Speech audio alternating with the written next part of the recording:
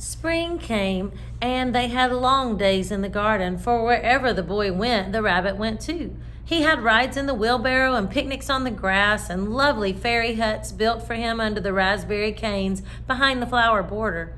And once, when the boy was called away suddenly to go out to tea, the rabbit was left out on the lawn until long after dusk, and Nana had to come and look for him with the candle because the boy couldn't go to sleep unless he was there. He was wet through with the dew and quite earthy from diving into the burrows the boy had made for him in the flower bed, and Nana grumbled as she rubbed him off with a corner of her apron. "You must have, excuse me, you must have your old bunnies," she said. "Fancy all that fuss for a toy." There's Nana looking for the Velveteen rabbit. The boy sat up in bed and stretched out his hands. "Give me my bunny," he said. "You mustn't say that. He isn't a toy. He's real." When the little rabbit heard that, he was happy. For he knew that what the skin horse had said was true at last. The nursery magic had happened to him, and he was a toy no longer. He was real. The boy himself had said it. That night, he was almost too happy to sleep, and so much love stirred in his little sawdust heart that it almost burst.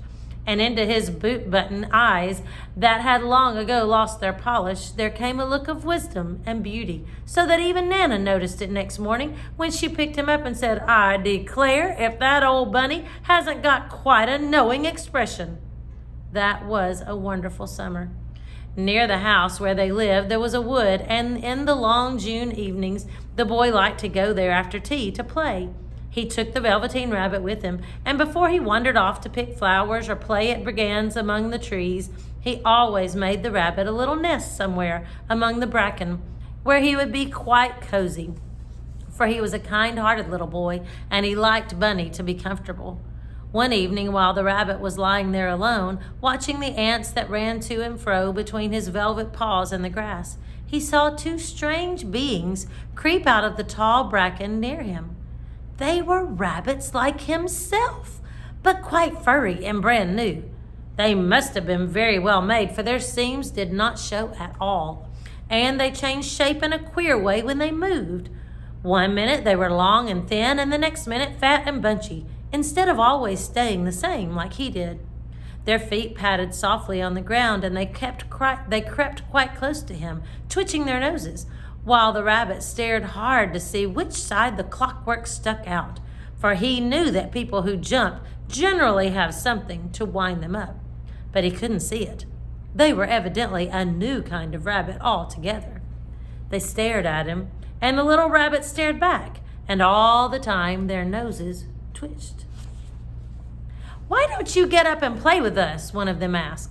"I don't feel like it," said the rabbit, for he didn't want to explain that he had no clockwork. "Oh," said the furry rabbit, "it's as easy as anything." And he gave a big hop sideways and stood on his hind legs. "I don't believe you can," he said. "I can," said the little rabbit. "I can jump higher than anything." He meant when the boy threw him, but of course he didn't want to say so.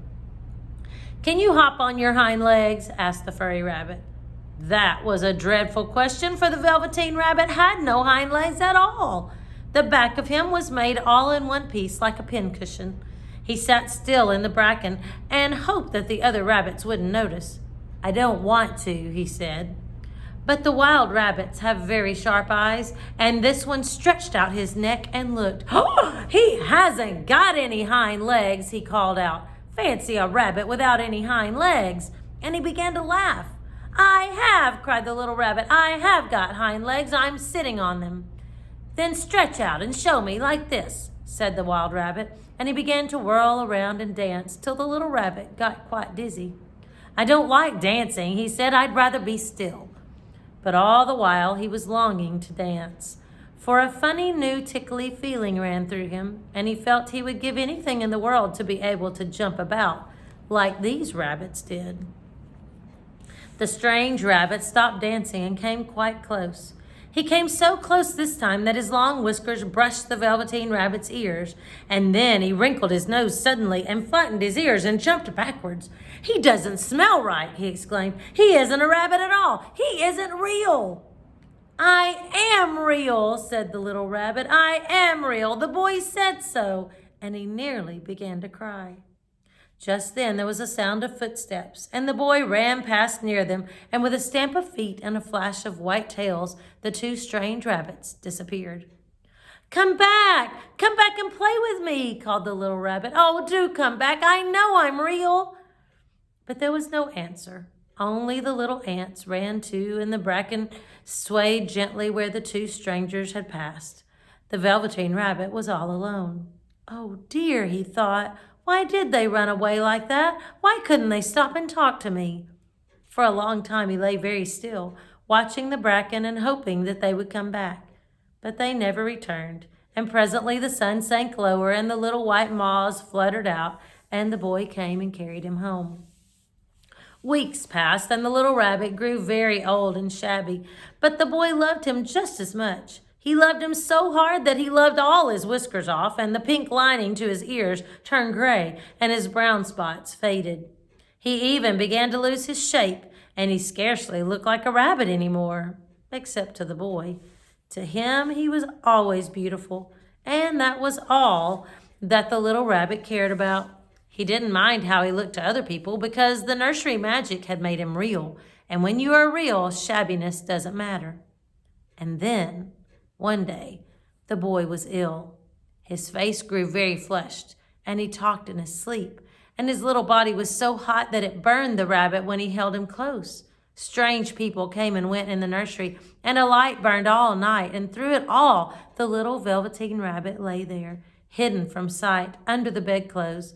And he never stirred, for he was afraid that if they found him, someone might take him away. And he knew that the boy needed him. It was a long, weary time, for the boy was too ill to play, and the little rabbit found it rather dull with nothing to do all day long. But he snuggled down patiently and looked forward to the time when the boy should be well again, and they would go out in the garden. There's the doctor. Among the flowers and the butterflies, and play splendid games in the raspberry thicket like they used to. All sorts of delightful things he planned, and while the boy lay half asleep, he crept up close to the pillow and whispered them in his ear. And presently the fever turned, and the boy got better. He was able to sit up in bed and look at picture books, while the little rabbit cuddled close at his side, and one day they let him get up and dress. It was a bright sunny morning, and the windows stood wide open. They had carried the boy out onto the balcony, wrapped in a shawl, and the little rabbit lay tangled up among the bedclothes, thinking.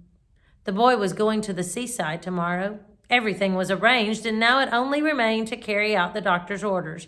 They talked about it all while the little rabbit lay under the bedclothes, with just his head peeping out, and listened. The room was to be disinfected, and all the boy's books and toys had to be burned. "Hooray!" thought the little rabbit. "Tomorrow we shall go to the seaside." For the boy had often talked of the seaside, and he wanted very much to see the big waves coming in, and the tiny crabs, and the sandcastles. Just then Nana caught sight of him. "How about this old bunny?" she asked. "That?" asked the doctor. "Why, it's a mass of scarlet fever germs. Burn it at once." "What? Nonsense. Get him a new one. He mustn't have that one anymore." And we'll finish the book next time.